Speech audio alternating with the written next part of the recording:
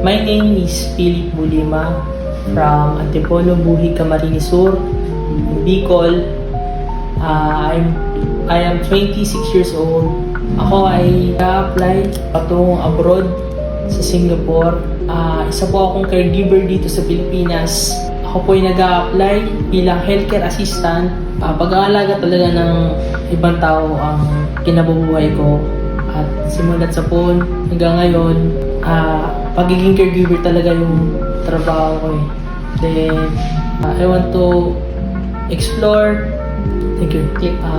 Ang inspirasyon ko po ay ang aking pamilya at makatulong po sa mga nangangailangan, lalo na po sa mga matatanda, sapagkat ako po yung lumaki sa aking lola, yung lolo. Then, it's my passion.